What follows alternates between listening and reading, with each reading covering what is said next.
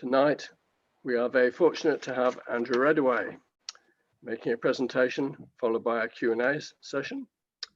Adam is very well known to many of you as he is previously a long-term Renew employee. He designed the Sunlighter model and has presented at several of our previous meetings. Previously, he's worked for AEMO and currently is the project coordinator with the Energy Foundation. So Andrew, over to you.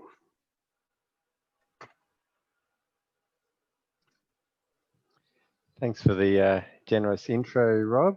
Hi to everybody. Hope you can all hear and see me okay. If not, just please send something through in the chat, I guess would be the best for that. All right, I'll jump straight into it and share my slides.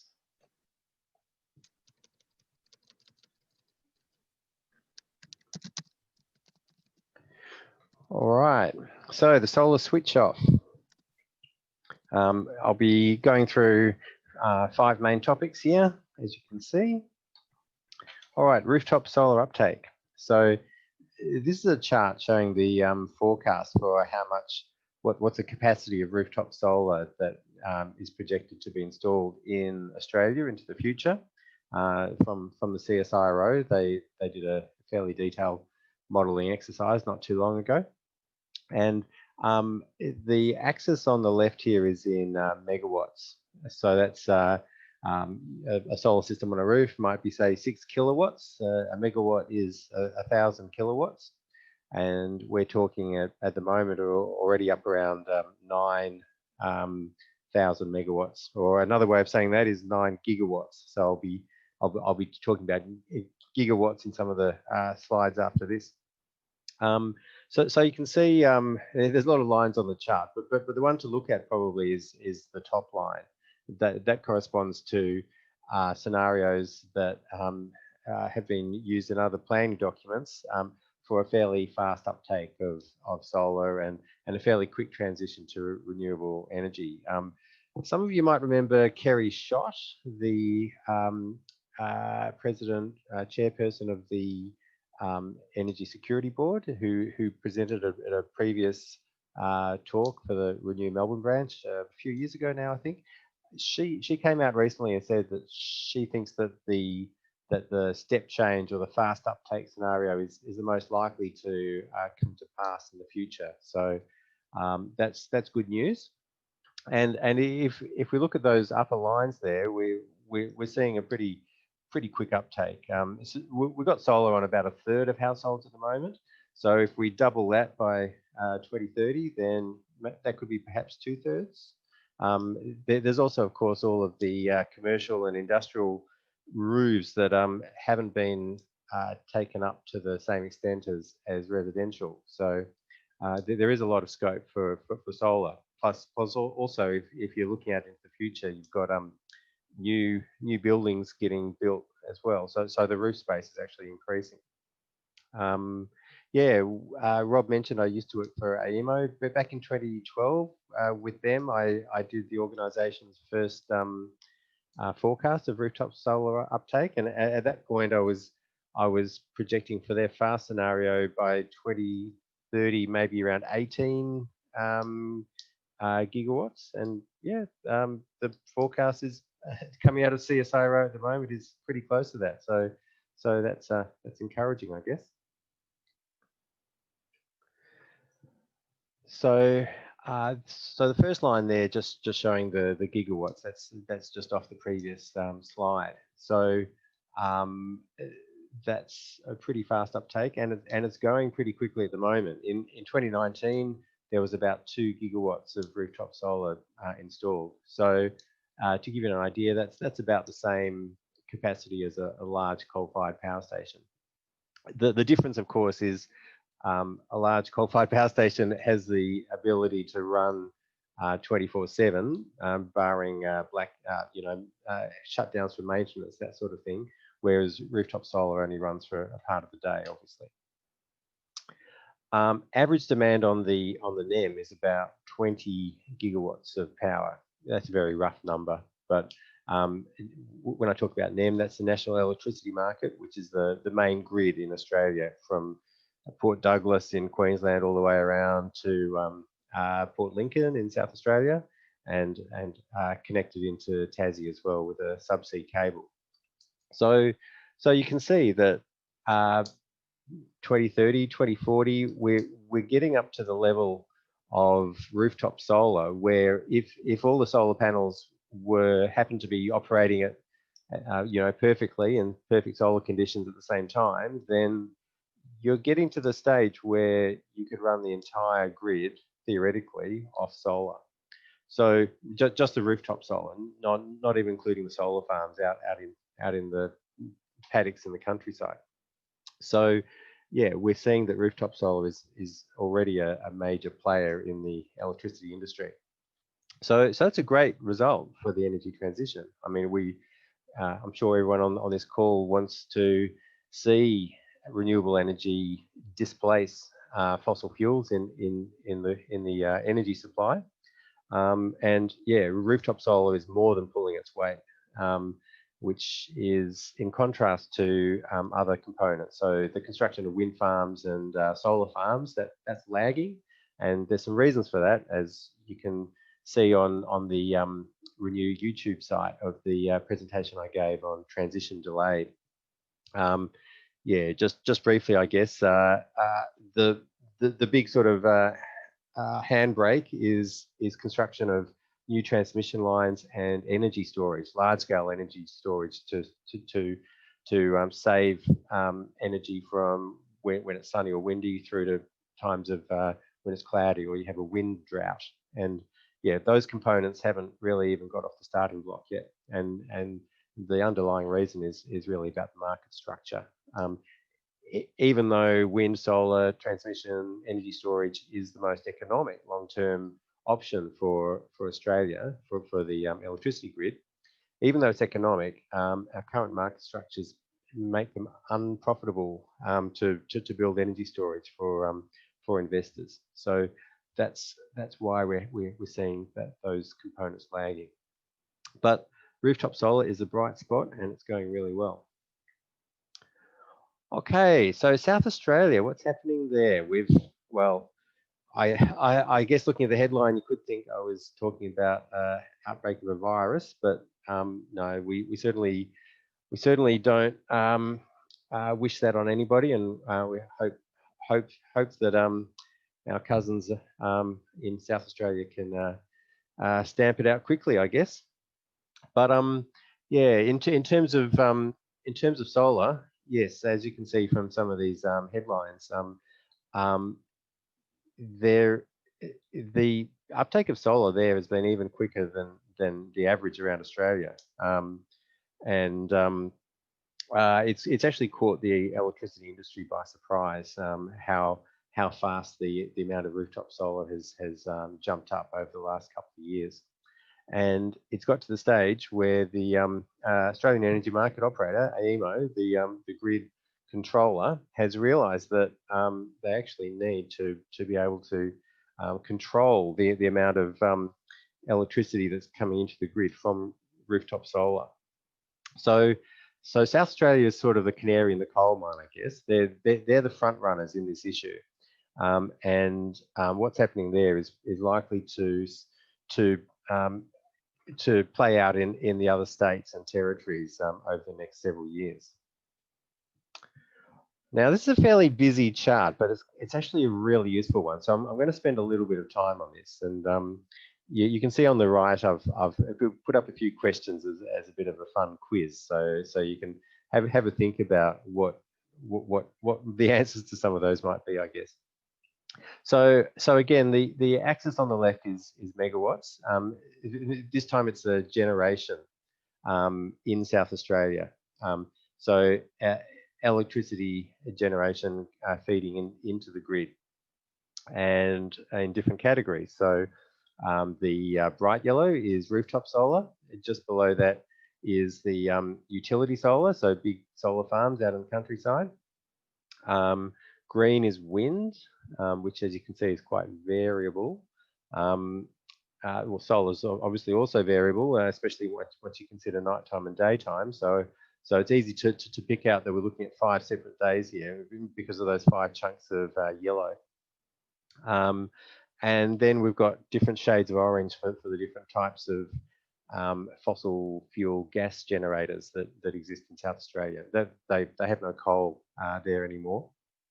So yeah, we can pick out a few things that are going on. One of the days I'd like to focus on is the last day in the chart there. So that's Saturday, the 14th of November, just 4 days ago. And so it was obviously a pretty sunny day, and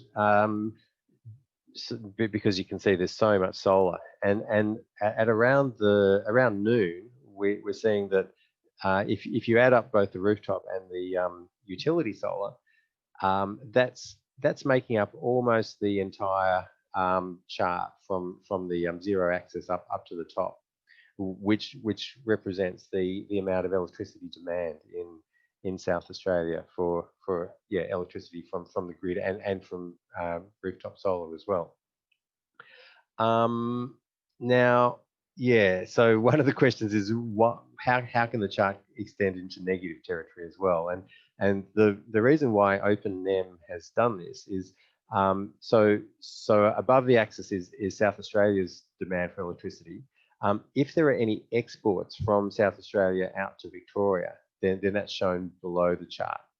So around noon, so South Australia was exporting through interconnector transmission line.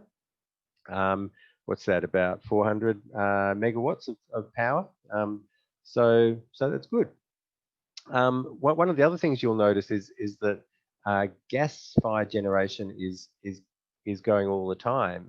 Even when South Australia has an excess, those gas generators are still running, and at least some of them. And the reason for that is the way that our electricity grid is designed and set up at the moment. There are some services like frequency control and fault current that at the moment in South Australia can only be supplied by the gas generators.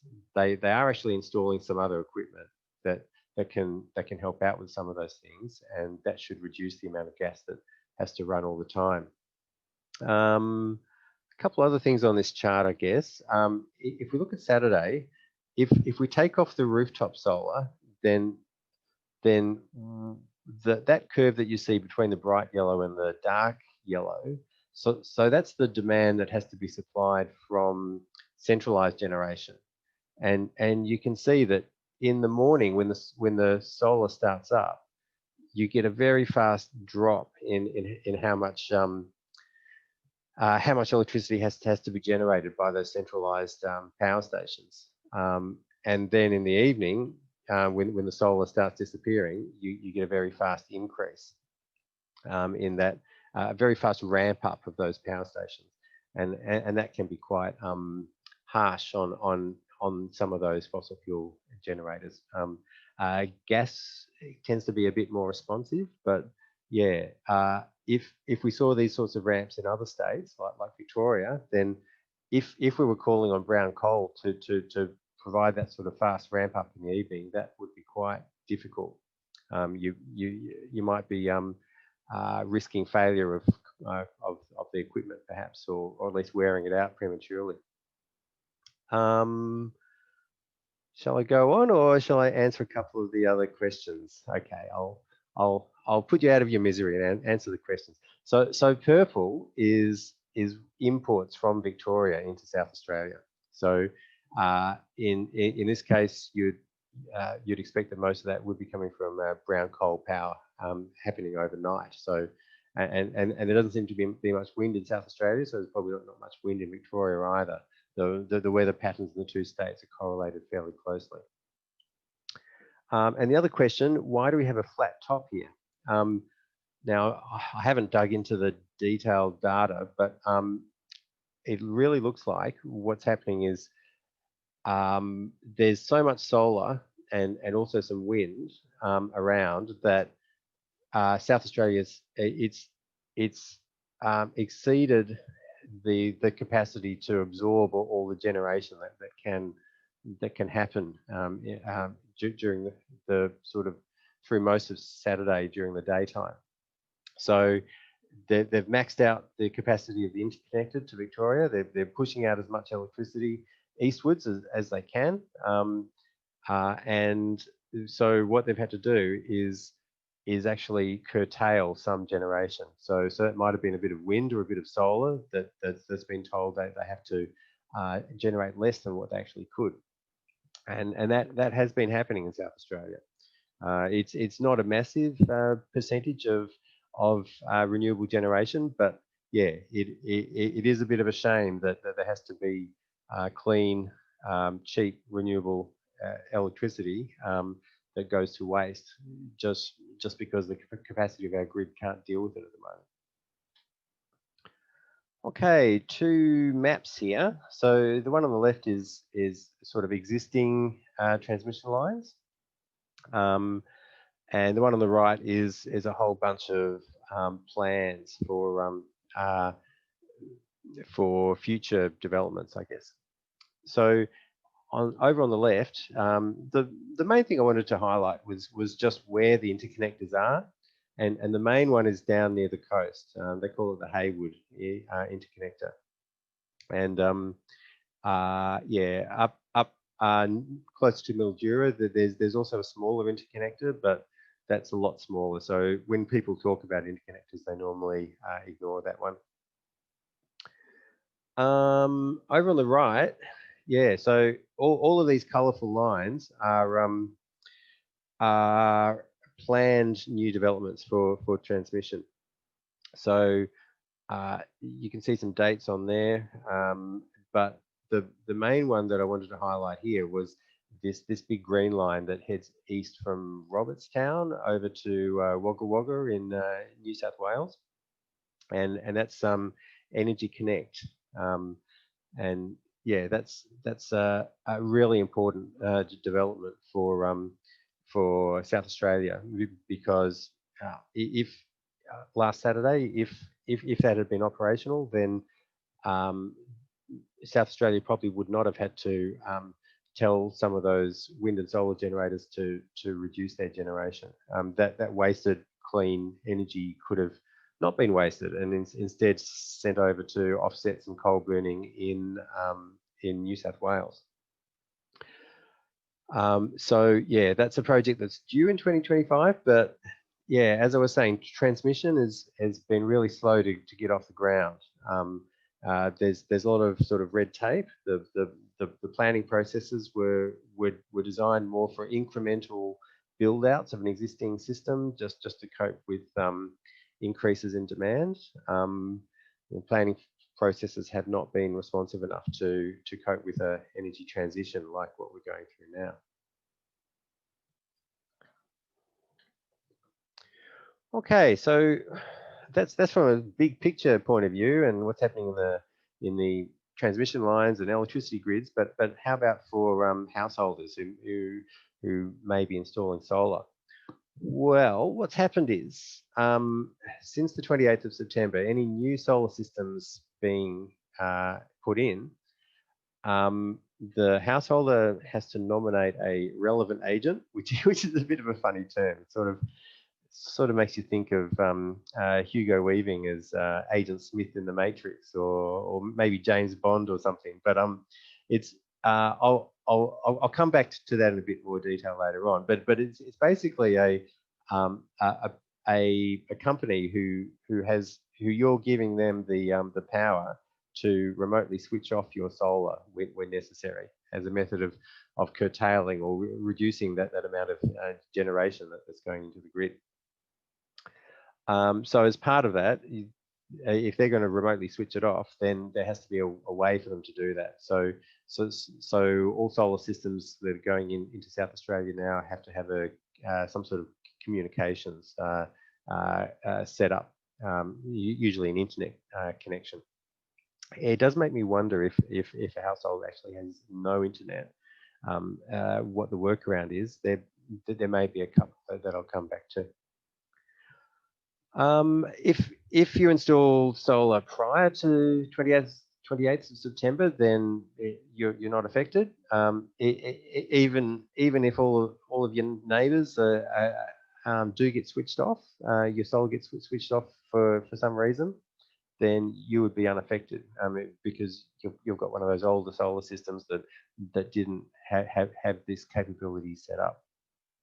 Now they're saying that if solar does get switched off, it's only going to be a very rare event.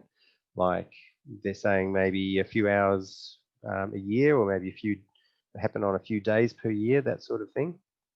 But yeah, that's something I might come back to as well. Depending on how your system was set up and how the communications was done, and the capabilities of your solar inverter, if it happens, it may totally switch off all of your solar, or it may just reduce your generation to a level where it's only supplying your appliances that you have on site, what their requirements are at that point in time.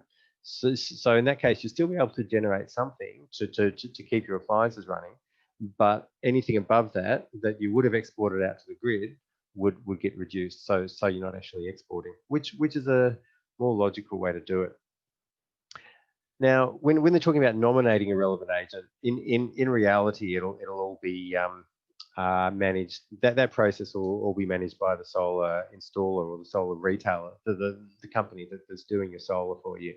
So that they'll probably just be asking you to sign a form or tick an extra box on the paperwork that you do when you have a solar system put in.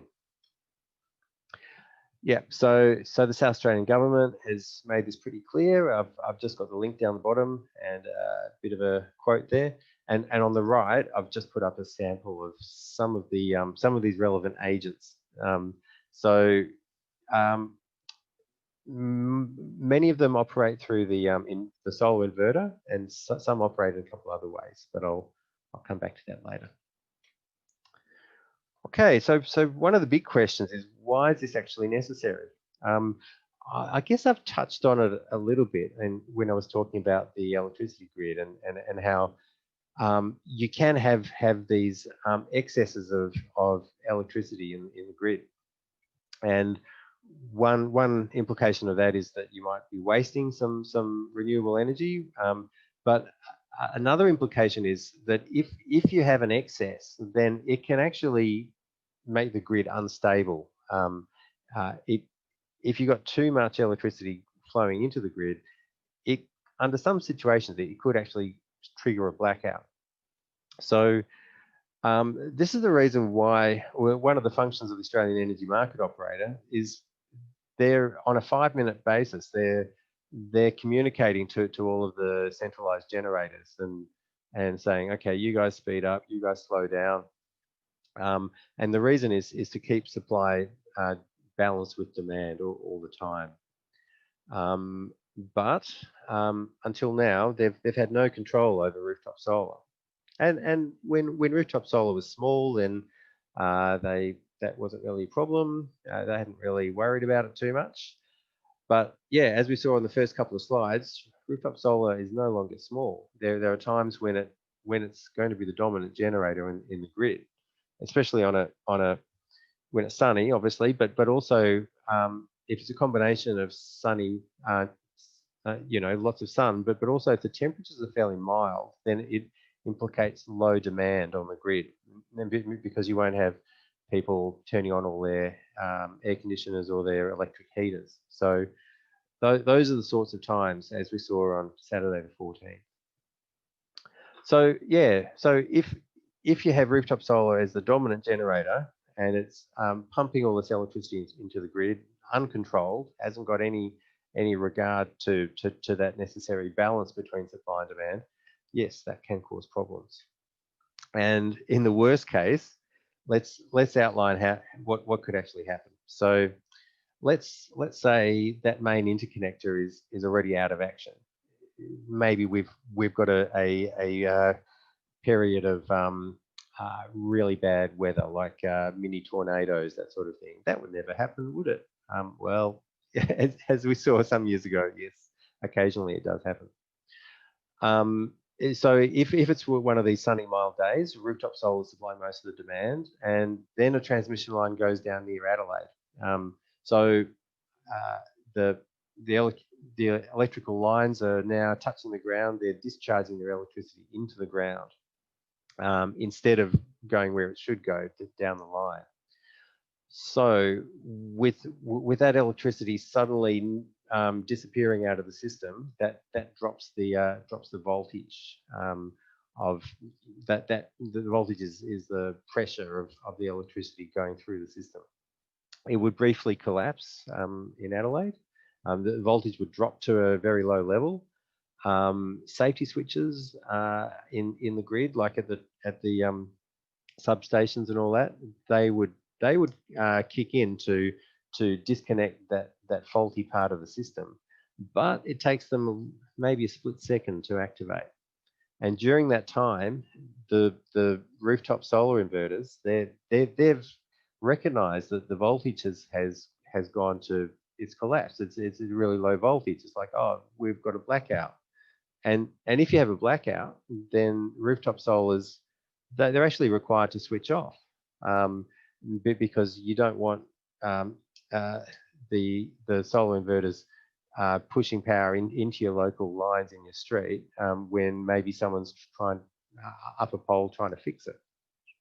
So if the solar inverters switch off, yeah, partly because that's what they're designed to do, but also because they're just not sufficiently robust, then you've just aggravated the problem. So we've already got these massive problems happening in the grid, and now we've just massively reduced our generation. The dominant generator has instantly switched itself off. Gas-fired power stations take a little while to start up, so they wouldn't start up quickly enough, and yeah, the whole grid could black out. So that's a worst case situation. It's not likely under any by any sort of estimation. It requires several things to happen at once, like the interconnector being out, and you know, it's a mild sunny day, low demand, and you have to have a transmission line blow down, some major event like that. So even though it's not likely, it is not something that still has to be considered and allowed for, because the consequences of a statewide blackout are obviously pretty severe. So this is why the risk has to be managed of an event like that. And the way that AEMO has said they're going to do it is they'll be monitoring the risk of an event like that. So when they identify that it is a risky time, so for example, if the interconnector to Victoria is out, not operating, and it is a mild sunny day with rooftop solar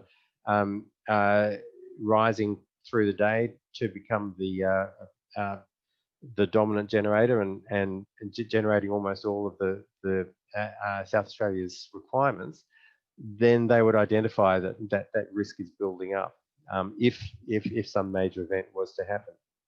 So that's when they would proactively curtail some rooftop solar. They'd be sending those messages out to those recently installed solar systems to cut back on their solar exports or their solar generation. Gas generation would naturally fire up to replace the solar, which is not great. Again, we're talking about fossil fuels taking the place of renewables, which is not what any of us want to see. But during these exceptional events, at the moment, that seems to be necessary, just to avoid the risk of a major blackout. So that's a solution that AEMO has identified. They did actually look at other solutions as well. I'm sure heaps of you in the audience are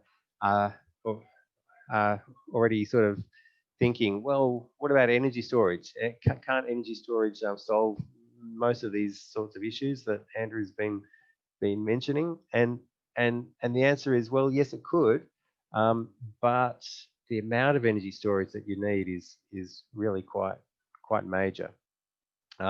We in South Australia, there's the Tesla big battery, the Hornsdale Power Reserve, but it's actually not that big, unfortunately. It works really well as a shock absorber in the grid, but it's not at the level where you can if you're generating excess solar generation from a gigawatt of rooftop solar for several hours, it hasn't got anywhere near the capacity to store that up for the evening. Everyone could have batteries on their houses. Yeah, that could help a bit, but they would have to be fairly well coordinated. If it's a sunny day, you wouldn't want all the batteries like charging up in the morning and then being full around midday.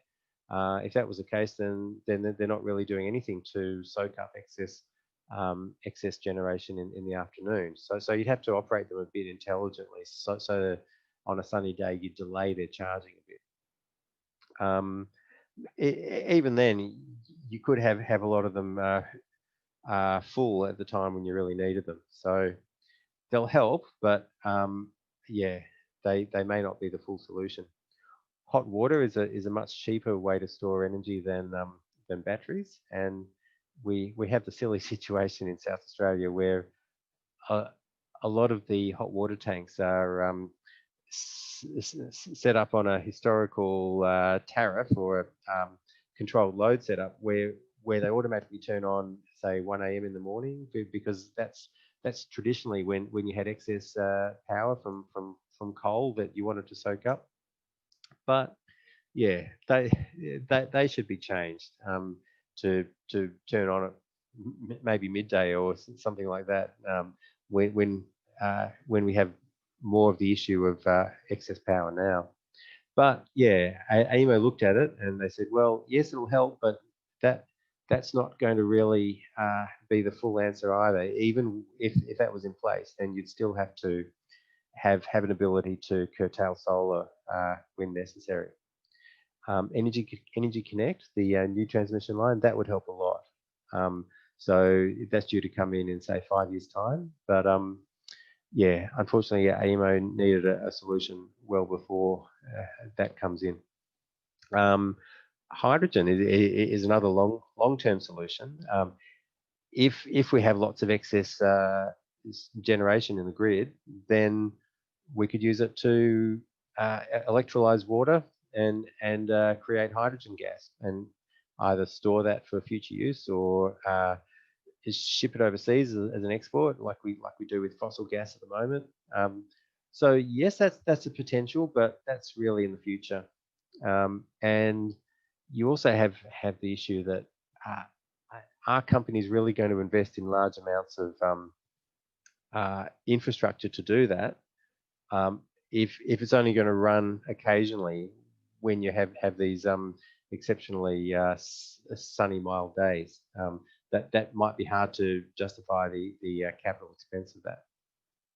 If you're more interested in hydrogen, I've got a discussion paper called Hydrogen Help or Hype. You can have a look at that too. All right, so just one more chart. I'll go through this one fairly quickly. So this is a chart from AEMO where they're looking at a day in 2019 and saying, well, okay, what if that day had happened in, say, 2023, which is the grey dotted line? Yep, rooftop solar, with including all the extra systems that have been installed in the intervening 4 years, would be enough to more than supply the South Australian demand by itself. So yeah, as we go into the future, we may be looking at this sort of rooftop solar oversupply situation as not something that just happens occasionally, but it may happen a bit more regularly, like maybe any time you have a mild sunny weekend. And eventually this may not happen only in individual states, but you may have a time when if you aggregate all the demand and the electricity supply around the national electricity market, yeah, you may have an oversupply on that basis as well. All right. So how will it actually work? How are they going to turn off your solar? Before I answer that, let's just go back in time a little bit, back to the days when everyone was installing a 1.5 kilowatt solar system, and that was pretty big. So you just got a simple solar system, panels on the roof, cable down to your solar inverter. That's got a standard 240 volt alternating current household wiring cable that goes to your switchboard and through your meter out to the electricity grid, your poles and wires in your local street. Now, not all of the solar generation is going to be exported, by the way. Your switchboard is also supplying your household appliances there. So it's only the excess that's above what your appliances need at any point in time that will go out to the poles and wires. And yeah, at first there were no restrictions on the power levels that could be exported out to the grid, because there weren't that many solar systems in those days, and it hadn't become an issue. All right, so let's move forward in time a bit. Now we've got bigger solar systems, more solar panels, and now the distributor, electricity distributor, the company that owns the poles and wires in your local area, when you installed your system, they said, okay, you can install a big solar system, but only if you promise that you're never going to send out more than 5 kilowatts of power at any time into our grid. So your solar installer says, yes, we can cope with that. And the way they did it is whichever brand of inverter that they use to install in your system, that brand has its own little sensor that can be installed in your switchboard, which is measuring like continuously how much power you are exporting out to the grid or importing from the grid. So the inverter's continuously getting information from that sensor, and if it sees that it's with the amount of power it's generating, even though your appliances are taking some of it, you're reaching a power level of 5 kilowatts. Then the inverter says, oh, okay, I'm generating too much, and it actually has a clever way to choke back the generation at the solar panels. So that's how solar systems comply with an export limit like this. So it's quite an elegant solution. Oh yeah, this sensor. There's one confusing thing you might come across.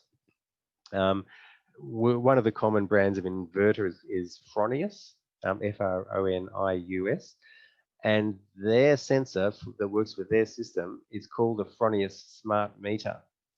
But most of the time in Australia, when you talk about a smart meter, you're talking about this billing meter, like a smart version of that, an electronic meter.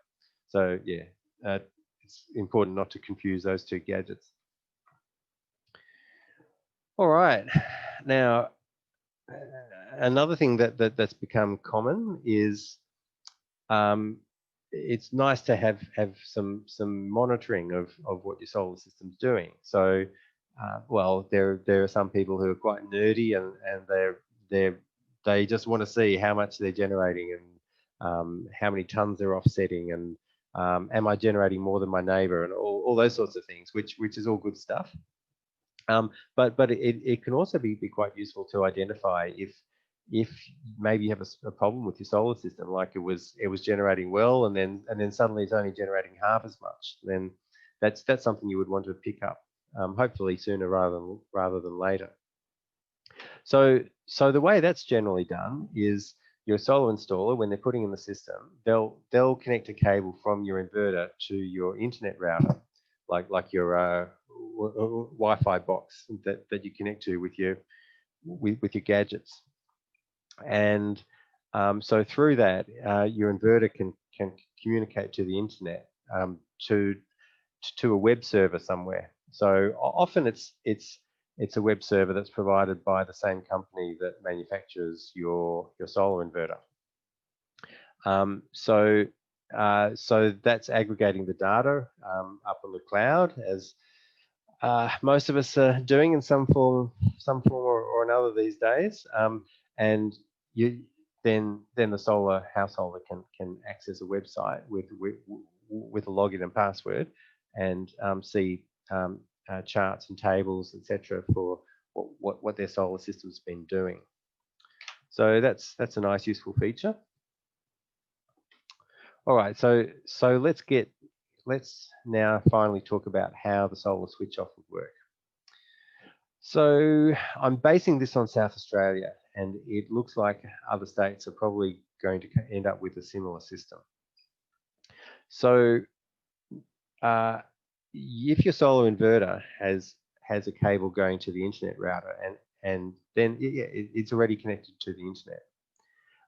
So let's say for argument's sake, you had a Fronius inverter, and it's connected up to the Fronius system on their server in the internet. Then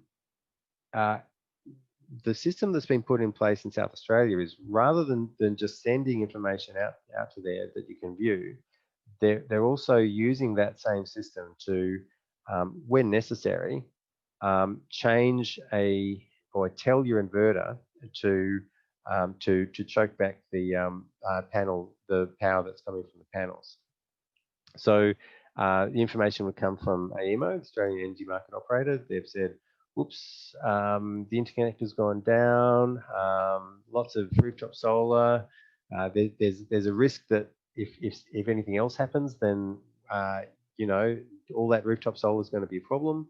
So they would actually go through the South Australian electricity distributor, which is South Australia Power Networks, SAPN.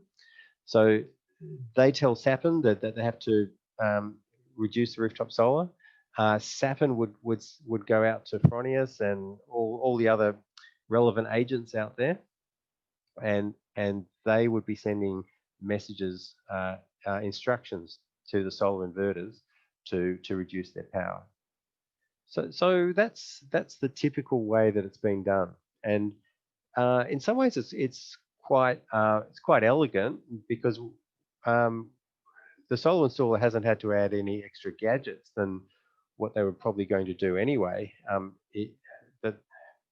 You were probably going to connect your inverter to your internet router anyway, in most cases, for that monitoring purpose. And so yeah, it'll take a little bit more work. They have to configure a few more things, but it's not a massive amount of extra work.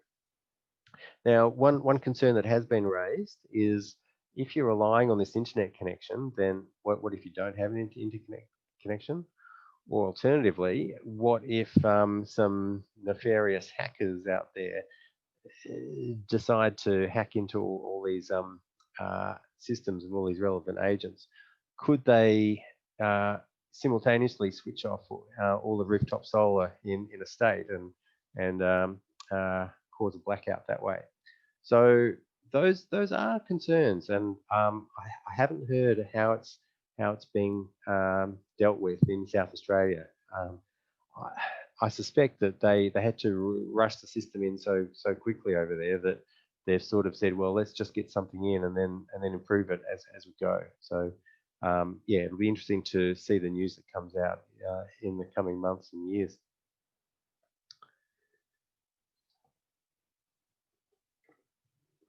All right, so another thing to be aware of is dynamic export limits. So this is something that is being talked about by electricity distributors and AEMO and the Australian Renewable Energy Agency. Various groups like that are talking about this as the way of the future to be able to control solar, but also as a way to more fairly share the benefits of solar in the community, and also allow for a higher uptake of solar given the constraints of our current networks or even future networks. So the idea behind dynamic export limits is, well, at the moment, you've probably been given a fixed export limit, like the 5 kilowatt limit I mentioned in the previous example. Now your local electricity distributor will have set that limit because they'll be thinking about like one of the worst times. So they'll be thinking, okay, if on these days when it's sunny and mild and we don't have much demand in our local network, then you've got all this solar being exported from all these houses in a street, and all of this electricity is going into our poles and wires in that street. And that's if everyone had 10 kilowatts, then yeah, our local poles and wires and transformers can't handle it. Okay, so we'll just at those stressful times, the most our system can handle is 5. So we'll set a 5 kilowatt export limit. Now, one of the big problems with that is they're setting a limit which is designed for only a small amount of times in the year when there are sort of these exceptional conditions. But that limit's applying 24/7, 365.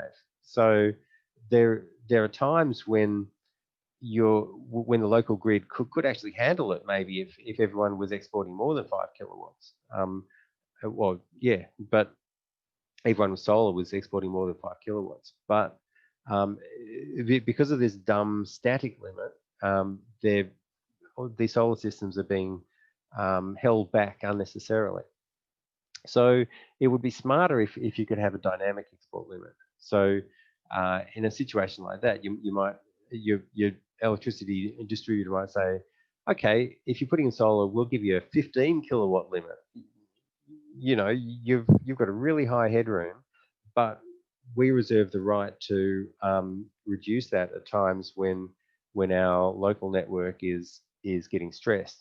Like, for example, if the transformer in the local substation was overheating as a result of too much generation and exports coming out of the local solar systems.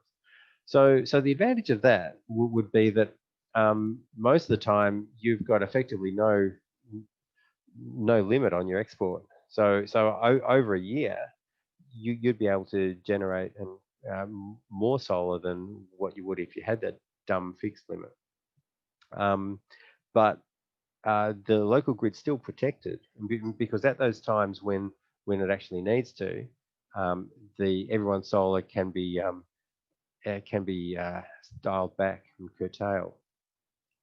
So what I've just been describing is how dynamic export limits could be used to address local grid issues in your local street and the nearby transformers. But that same system could be used by AEMO as well. So when there was a requirement to reduce rooftop solar across the whole state, then that same system could be used for two purposes: kill two birds with one stone. And it also allows a fairer allocation of export capacity, because what we've got at the moment is if you got in early and had solar installed like now or a few years ago or whatever, then you might have been given say a 5 kilowatt export limit. But if your local infrastructure in the grid is reaching its capacity, then we may reach a situation where if your neighbour in the future goes to apply for a solar system, then they might get told, yes, you can put in solar, but you can only export 2 kilowatts of power at any time. So you get a first in, best dressed situation where the people who jump in first get the most allocation of the hosting capacity of the network. They get allocated a larger share of those limited public resources. So that's obviously not a particularly fair situation. So if instead we had dynamic export limits, then that would enable future solar uptake to be given a higher export limit, the same as everyone else. But of course, at those times when required, everyone could be curtailed proportionally. All right, so out of all of these things, what are the implications for consumers? Well, the first thing is curtailment of rooftop solar generation. It's not likely to be a massive thing. So at the moment, short term, AEMO and the South Australian government are saying, only a few hours or on a few days per year, that sort of thing. So that's obviously not going to be a amount to much of a percentage of your overall annual solar generation. If we look into the future, then as I showed in my first couple of slides, we could have rooftop solar up at a level where it's really exceeding the demands of the grid at times. So you may get to a situation where curtailment of rooftop solar becomes more common. But if that's happening, then that implies a very big excess of rooftop solar, an excess of electricity in general during daylight hours, during those solar hours.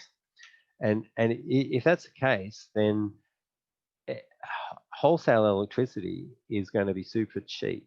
So the spot price for electricity in the wholesale market is going to be so low that you'll have lots of companies out there that will be taking advantage of it. They might be storing energy, running irrigation pumps, pre-chilling commercial freezers. They might be producing hydrogen for export. There's all sorts of things that they could use that excess of electricity for. And as they do that, then that's creating more demand for that electricity to soak up all of that abundant solar generation, which means you won't have to be curtailed so much. So it's a bit of a self-correcting system. Like if we do start to get curtailment, then it's going to trigger these developments that make curtailment less likely in the future, even as more solar gets installed. So look, it's a bit hard to estimate, but I can't see it being more than a small percentage of annual generation. New installations of solar, there is going to be a slight cost implication because the solar installers have to do a little bit more to configure it. It shouldn't be massive. If you've got an existing solar system, it's not affected now, but if your old inverter fails in like 10, 15 years after you install it, for example, then you get a replacement inverter, then that's probably going to be required to have this solar switch off, solar curtailment system on it. But yeah, I'd say that's probably not a bad thing to in the interests of enabling a wider uptake of solar. So yeah, if we don't have some way to control rooftop solar, then it's going to prevent rooftop uptake from getting up into those 60, 70, 80% of households sort of range, which is where I think most of us would want to see it getting. Would it be possible to opt out of solar curtailment? So let's say you're someone. One of the major reasons that you wanted to get solar in the first place was to be less beholden to major players in the electricity system, not more beholden. You don't want to have Big Brother messing with your private property. Well, that's understandable.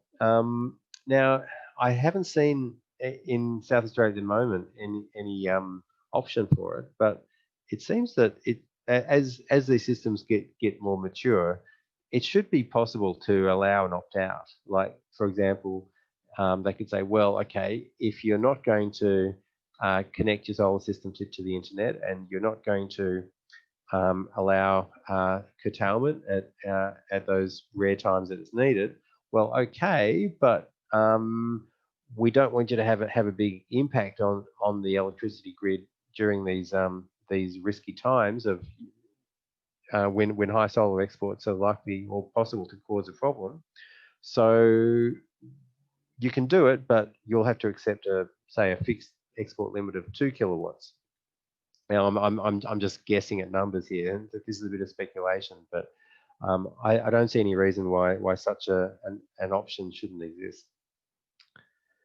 Now, how about all the households that don't have solar and aren't going to get solar even in the future? Well, yeah, for them, it's probably a good thing overall to have these mechanisms to be able to control the amount of rooftop solar that's generated, and because it'll enable higher levels of solar uptake in overall, which means that we've got cheap, clean electricity being generated into the grid, which is a good thing for everyone. And apart from that, it's also providing more tools to to AEMO and the network operators, the poles and wires companies, to control the grid. So at those times when exceptional events occur, then it'll make the grid more reliable. So everyone's less likely to suffer a blackout. All right, thanks for your attention, everybody. I hope that wasn't too wordy, but yeah, I'd be welcome any questions.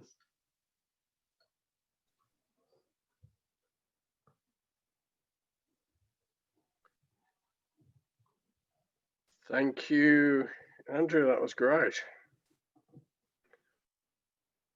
So we have quite a few questions. There's a couple of EV ones which we might just leave till a little bit later. So we'll start with the third question, which is from Alan. Wouldn't Saturday flat top reflect increased home usage as more people were at home? Well, the only thing with that is that I might just jump back to sharing my screen and have a look at that chart again. More usage doesn't automatically mean a flat top, and if that was the case, then you might have seen a flat top on other days as well, but that's not what we're seeing. This one is suspiciously flat, so I'm suspecting that it's hit a maximum limit in the grid for generation. Yeah. And the next question is from Shan. What do you believe is the likelihood of feed-in tariffs being scrapped altogether, and how will this affect the adoption of solar? I don't think solar. I don't think feed-in tariffs will get scrapped altogether. One thing to realise is that feed-in tariffs, the way they operate now, they're not a subsidy. They're not an amount that that a government or somebody is providing just as an incentive out of the goodness of their hearts. If you as a solar household are exporting electricity into the grid, then your commercial relationship is through your electricity retailer. So that might be Origin, AGL, Energy Australia, or depending on what state you're in, one of the galaxy of retailers out there. Or if you're in some places, you have no choice. Like if you're in Western Australia, then you're pretty much stuck with Synergy. But anyway, your retailer is the company who you have that commercial relationship with, and through your billing meter. So your retailer, they have to, any electricity that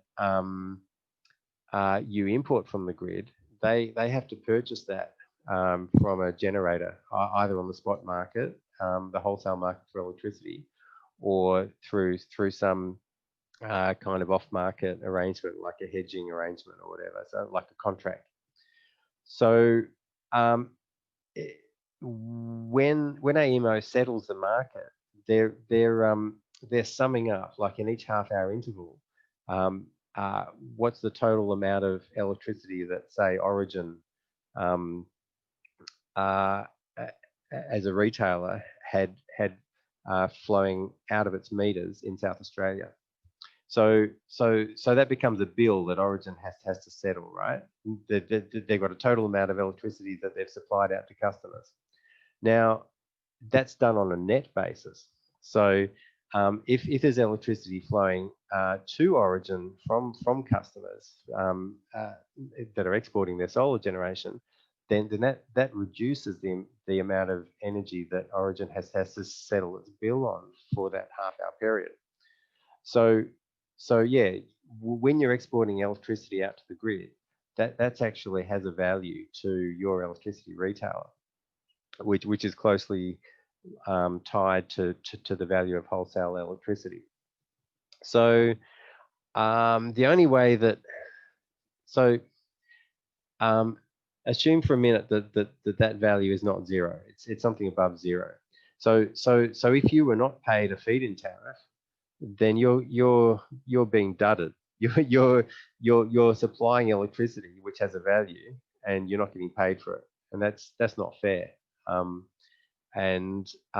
With the way that the regulation works in most states, it's the feed-in tariff that's set is it's basically it's based on the level of what that electricity is worth to the electricity retailer. So I can't see any prospect that a government is going to intentionally dud all the solar households. That would be pretty politically problematic, I would think.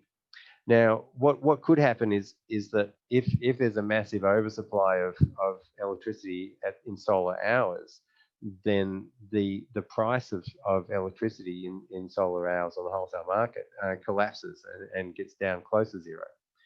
So that's a bit more plausible. But yeah, as I was saying, if that was to happen, then you'd have all these companies taking advantage of that cheap electricity by using it for various purposes and creating extra demand, which means that the value would increase again. The wholesale price would increase, and so the feed-in tariffs would increase as well. So I can't see it dropping to zero like on a long-term basis. You've also got, when Liddell Power Station closes, it's only a handful of years away or less. We're going to suddenly have a big drop in the capacity in the electricity system. So when you have lower supply, then that's naturally going to bump up the wholesale prices, and it's going to bump up the feed-in tariffs again. So yeah, look, I think feed-in tariffs probably are going to drop a bit, and we just saw that recently in Victoria. We've gone down from a value of around 10 cents to around 7 cents, but I can't see it going down to a sustained level too close to zero. Oh yeah, one other thing. Apart from the value of the electricity in the wholesale market, just the cold sort of economic value of that power, it as clean generation, it also has a real value in reducing the amount of local health effects from burning fossil fuels, and also has a benefit in reducing carbon dioxide emissions. Now in most states that's not directly recognised in the value of the feed-in tariff. In Victoria, it is.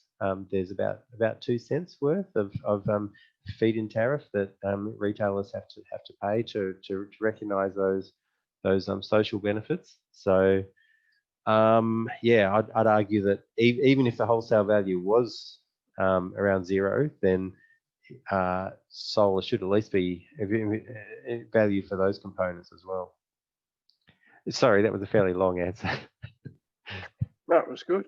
Can you see actually the feed-in tariff changing so that maybe at the peak, at midday to 1 o'clock, it's 1 cent, 2 cents, but at 6 o'clock in the afternoon, it's 14 cents or something like that? Yes, they're yeah, that's called a time varying feed-in tariff, and yeah, there have been moves towards that in a few states, but it hasn't become common. In Victoria, that the original plan by the state government was that time varying feed-in tariffs would be compulsory, that everyone would be moved on to one. But yeah, they got a bit nervous about being too heavy-handed, and it became optional, and basically no one's on them, and the retailers electricity retailers haven't really done anything about them. So yeah, that could come in the future. Yeah, but yeah, it becomes a bit political. Governments tend to get a bit nervous about forcing people onto these things. So yeah. Yeah. The next question is from Margot. If one system is switched off entirely and it's using a grid-tied inverter, does your household lose all power? Now this is something that I actually flagged in the article that I wrote for Renew magazine, and it depends on the mechanism that's being used to control your solar or switch it off. I might just quickly share my screen again. So if we go forward to one of these house slides. Yeah. Okay. So if the most common setup would be this one, where it's being controlled through your internet router, instructing your inverter to choke back your solar panels. In that case, there's no risk of your whole house getting blacked out, because it's only affecting your solar inverter. So even if your solar inverter was totally switched off, that's just hanging off a cable off your switchboard. Your switchboard keeps operating as normal, taking power from the poles and wires and feeding it into your appliances. Yeah, no problem. Now, there has been a suggestion, and it looks like a couple of the relevant agents operate this way. Rather than operating through your inverter directly, they may operate through your billing meter. So they may have a communication that comes into your billing meter and says, okay, send a signal, probably through a like a communication cable that connects from your meter to your inverter. Send a signal to turn off your solar, and yeah, in that case, again, there shouldn't be any. All that should happen is it should just turn off your solar inverter, but the rest of your house keeps operating. But there was a question where if your billing meter isn't sophisticated enough to be able to send that signal just to the solar inverter, that it may operate in a more crude way, and okay, if it receives a signal to switch off the solar, what it does by default effectively is it just switches everything off, in which case your whole house would be blacked out. Yeah. That was something that was mentioned on a call I was in, like a Zoom meeting with AEMO, but I think it's a pretty remote possibility. Hopefully none of the relevant agents are using a system that's as dumb as that. So yeah, that would be something to watch out for. If you are getting a solar system installed, then just check with them. Okay, if the solar has to be switched off, how's it going to be done? Is it direct to the inverter, or is it through the meter? If it is through the meter, then yeah, that's not going to switch off my whole house, is it? So I think it's unlikely that that's actually going to be installed, because yeah, it would probably cause all sorts of headlines in the tabloid newspapers if it was to happen. Yep, fair enough. And another question from Margot is, an earlier slide referenced system strength. What does this term mean? Okay. So system strength.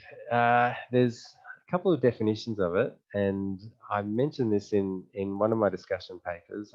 I think it might have been the 100% renewables by 2030.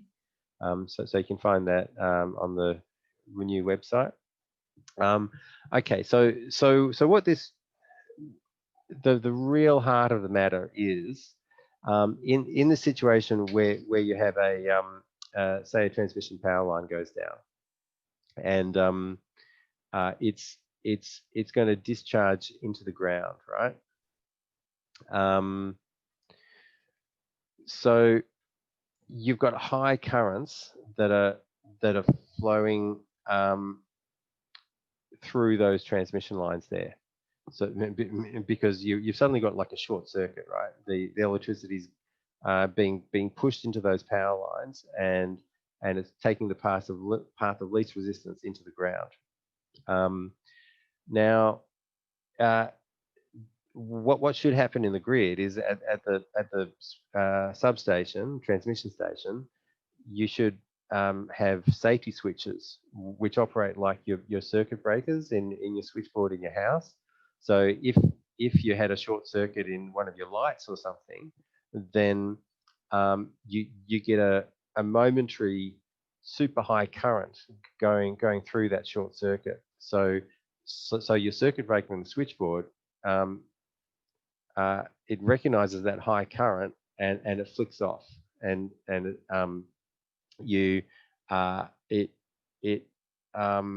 it disconnects that circuit, that cable.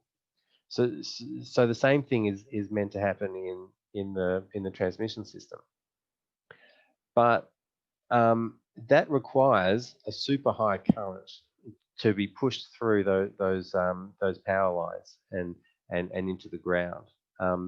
It's that super high current that induces the safety switch to flick off and isolate that part of the grid. Now, the generators that are really good at providing that super high current are things with big spinning machines in them. So like turbines, gas turbines, steam turbines, hydroelectric turbines. Would batteries also do it? As far as I've seen, batteries can't do it yet. So yeah, it would be great if that could come in, but at the moment it's not. So if you don't have something that is strong enough to really keep those currents high for long enough to make those switches open up, if you just had a sort of weaker generators which are able to keep up with the normal currents, but if a fault occurs, then they just keep sort of trickling in power at not much more above the normal rate, then the safety switch doesn't trip off, and you still have electricity going to the ground, and you don't even know where it is in the system. So you end up having to send out trucks all over your state, trying to find where the tower went down, and then manually flick those switches, which is not the situation that you want. So yeah, that's what system strength is. It's well, in its core sense anyway. It's the ability to push really high currents into the poles, well, into the lines, into the transmission lines when you need them, which is what the protection systems, the safety switches in our current grid need to work properly. Good. Yep. And a question from Celia. Just went off the screen. Excuse me. Do solar inverters have to switch off if the household system has its own battery, or can rooftop sourced solar system batteries add to the overall stability? Yes. So some solar systems with a battery are able to island themselves from the grid.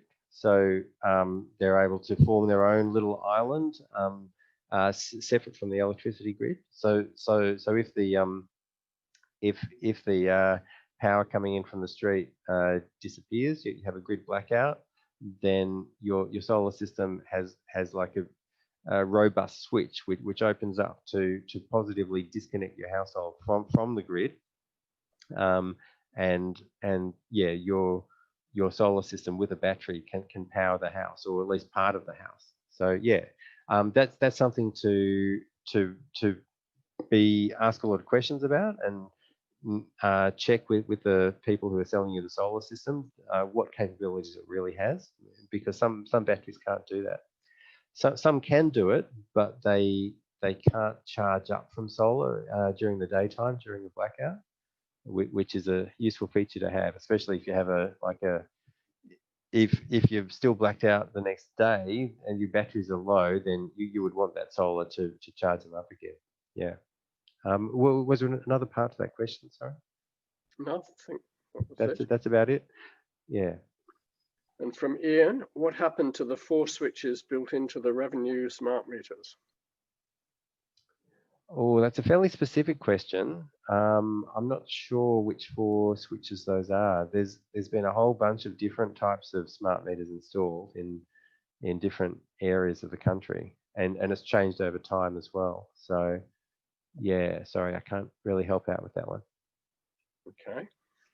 And from Colin, happy to accept curtailment of export to the grid, since I'm planning on diverting as much of my generation for my own use, especially EV charging.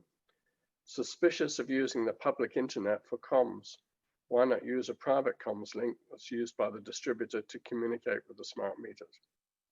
Yep, I agree. That would probably be a better solution. But yeah, one of the problems is that requires a smart meter that's smart enough, and it seems like a lot of them aren't as smart as you might expect.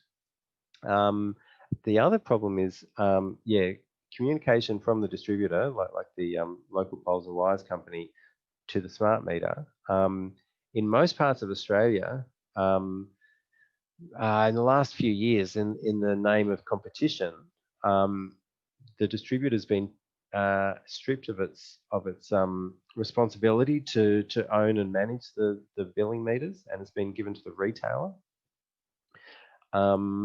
So in my view, that's probably a bit silly for reasons just as this one. Because if retailers have responsibility for the billing meter, then in states with retail competition, which most of them do now, you've got heaps of retailers out there, and they're all installing their own models of smart meter.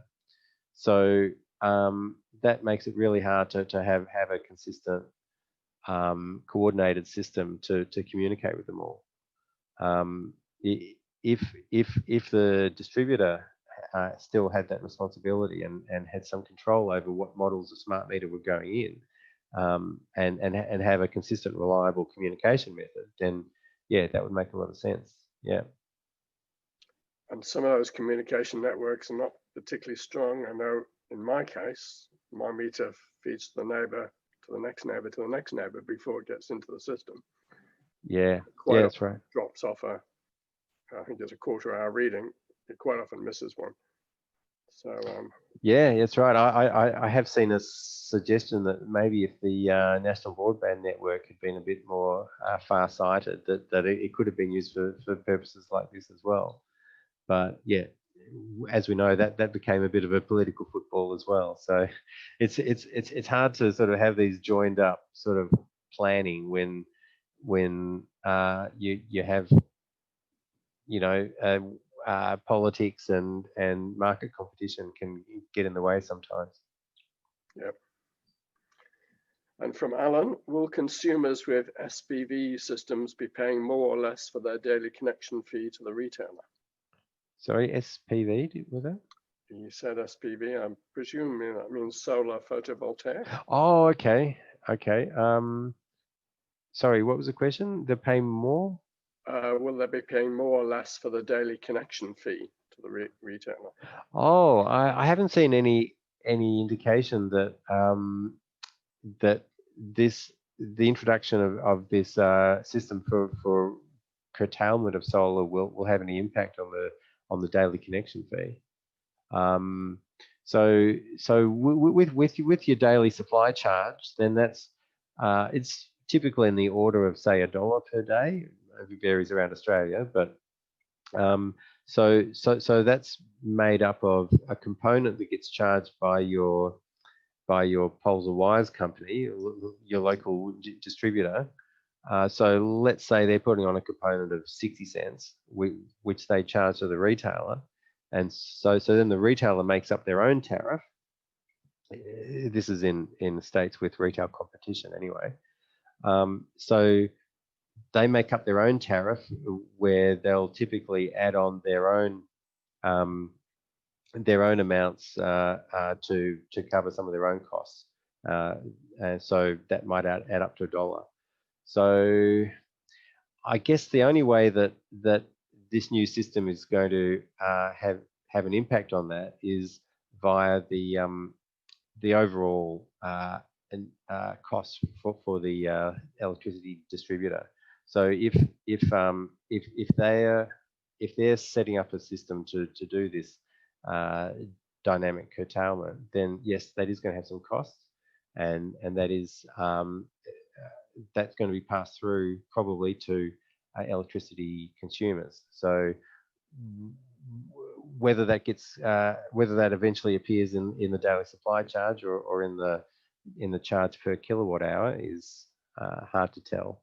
Yeah. So SA Power Networks in South Australia, in their most recent sort of plans for their investment in their infrastructure, they are building in some amounts for future development of dynamic export limiting. Right. I wonder if part of that question is, as less electricity is consumed from the grid, does the income go down of the retailers, and therefore they have to transfer some of their charges to fixed charges to keep their profits up? Right. Yes. Yep. Well, that can be a real thing. Yeah. Like if heaps of people are putting on solar, and especially if they're self-consuming their own solar, then you end up with less electricity throughput through the grid. And so with electricity, a lot of the costs are sort of fixed costs. You need a certain amount of stuff like poles and wires and transformers and everything in order to handle the peak times, like when everyone's got their air conditioner on in a heat wave.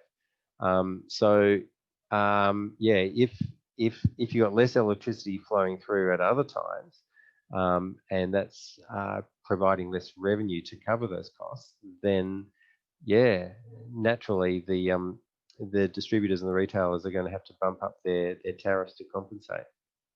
Or they could reduce their profits, but that's probably not likely. But yes, yeah, that's called the electricity death spiral. So that's been talked about a lot, and one of the ways to counter that is to add in electricity consumption at times outside of peak time, and that can be good for the environment as well. For example, electric vehicles. If we can get electric vehicles coming in instead of burning petrol in fossil fuel cars, then that's good for the environment. And just as long as the charging avoids those peak times, then that extra throughput, that extra volume in the grid improves the economics of the grid overall. So that puts downwards pressure on electricity tariffs. Yeah. Right.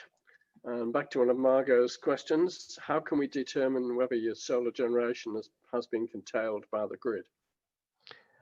Good question. If you've got monitoring, then, and if you're looking at a chart, then you would see a drop off. Depending on how much detail your monitoring system has, it might actually report an event as well. Say Okay, it might specifically tell you that you had some curtailment. Yeah. It's still early days, so I expect that some of these systems are still being improved, and to catch up with this requirement that came in pretty suddenly and sort of last minute thing. But yeah, that would be where I'd be looking. If you have a solar system, then it probably is a good idea to have some sort of monitoring there, so you can be aware of things like this. Right, and then a question from Peter, one of our colleagues who usually is helping organise these events. His overall conclusion is it correct that you should match your in-home power usage, including charging your batteries and heating water, and your solar generator, and if you do so, your solar generation won't be reduced? Yes, it is a good idea to try and align your consumption with your times of generation. Yeah, so hot water is a great way to do that. If you've got an electric hot water tank, or more efficiently an electric heat pump hot water system, then if you can have that running during the solar hours, then that's great. There are even some systems where it can intelligently turn on and off your hot water system, or ramp it up and down to match up with your excess electricity that you're exporting out to the grid. Car charging is another great candidate. If you've got a pool, then the pump that runs to filter the water, that's another great candidate to run during solar times. So yeah, the more that you can do that, it has multiple benefits. It's economically good from your own point of view, because feed-in tariffs are a lot lower than what you pay for importing from the grid. So it's better to yeah, you'll save more on your bill if you can run appliances off your solar rather than at other times of the day. It also helps your local grid to not have voltage rises if you're not pushing out all this electricity, and you're using it yourself instead. And yeah, multiple benefits from doing that. Yeah. As a sort of little aside, you're saying we want to control the solar inverters. Could you actually control the hot water systems so that they switch on by AEMO switches on your hot water system? Yeah, that's possible.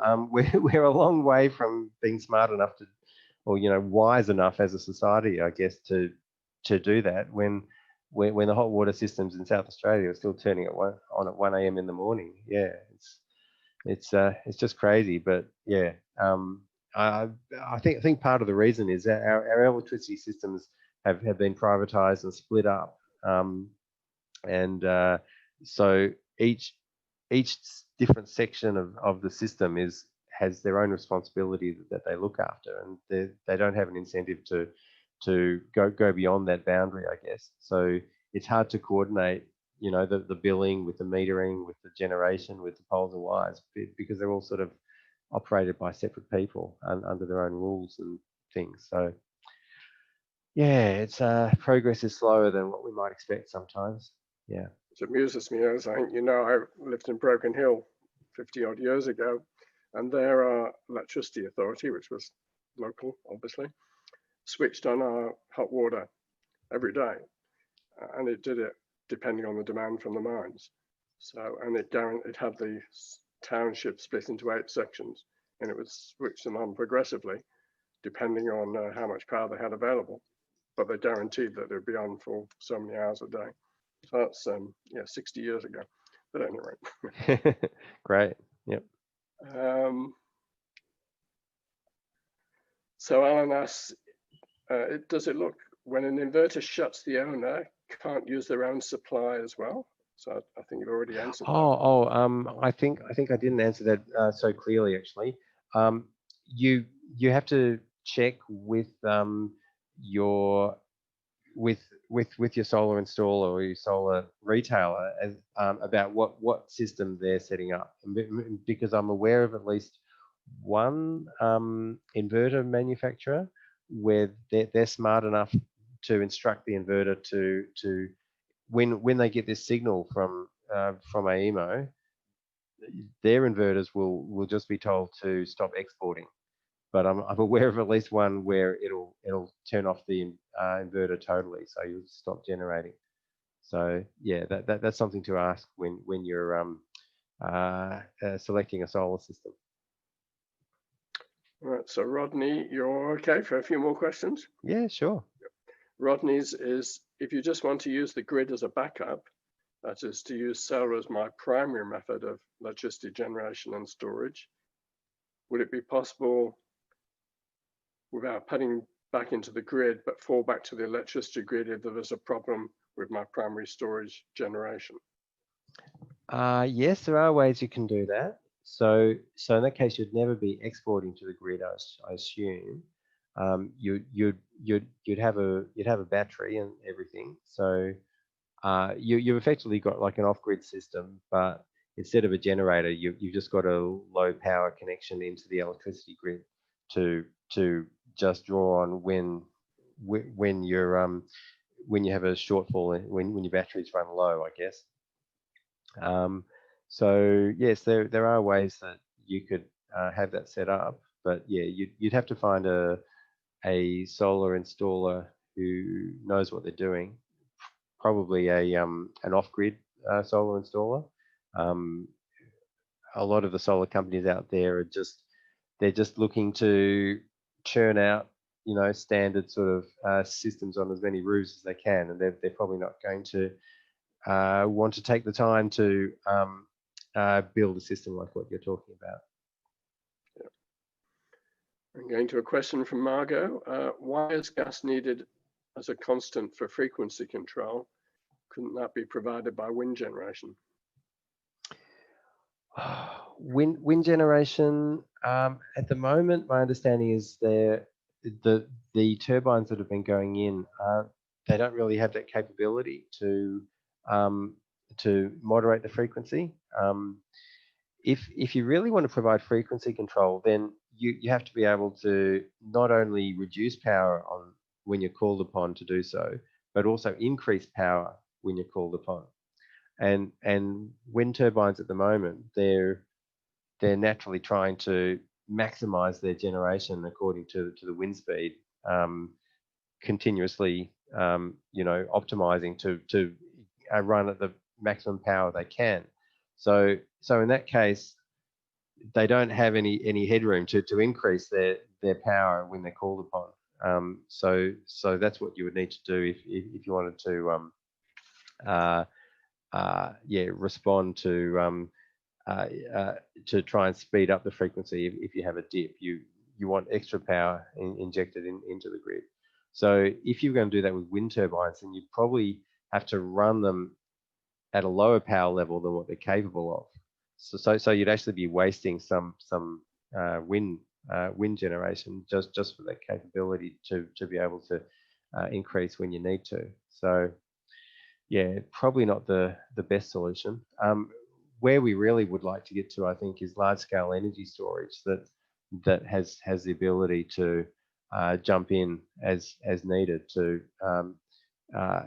manage those frequencies. And on a short-term basis, the Hornsdale Power Reserve, Tesla big battery, and other big batteries are doing that, and also the household batteries that have been organised into a group as a virtual power plant. They also have been doing that, controlling frequency as well. So yeah, I think when I said that about the gas, it's not needed for that so much more anymore. It's probably the system strength is the one that's probably the toughest challenge to overcome. Right, I'm lucky. Last question from Mike. My brother lives in Hawaii, where for decades the local utility company has paid him when they temporarily turn off his air conditioning unit. Will AEMO pay us when they turn off our solar? No indications of that yet. That sort of thing has happened in Australia as well, a little bit, and it's probably going to come in a bit more now that demand response has been opened up. So there probably will be companies that are paying people to to enroll in their scheme to have thousands of millions of air conditioners all coordinated to reduce power as necessary. So yeah, watch out for that one. And I might just grab one more question that I saw from Neil Gascoigne. Long time no see, Neil. Hope you're doing well. Yeah. So the question was, won't AEMO curtail commercial solar before rooftop? And the answer is yes. Yep. So I should have made that clearer actually. If AEMO is going to curtail rooftop solar, that will only be after they've already instructed all the solar farms out in the countryside to switch off. So yeah, that's the level we're talking about, where rooftop solar is that big that yeah, it can still have an effect after that measure's been taken as well. Great. Well, thank you very much, Andrew. It was great session, great questions. Before I thank you formally, we're quite keen, Renew Melbourne, to continue with these webinars. So we hope we'll be able to keep offering those as Renew transitions a bit more. We're going to put up a brief poll shortly, so I'd appreciate it if you can complete that. And then we're going on to our Melbourne branch AGM. So if members could remain online, will just be a very brief intermission. So that'll happen. Great, Andrew. It was a very informative and very knowledgeable analysis. So I'm coming away a lot more optimistic that the controls are not an absolute disaster, but in fact could well be a great benefit to getting even more solar onto the system. So that was great. Thanking you, and if my fellow panelists can turn on them, we'll give you a clap as if there are thousands of people clapping you. So thank you. Thank you, Andrew. So Chris, would you like to put the poll up? And then if people answer that, and then we'll go straight on to the our AGM after that.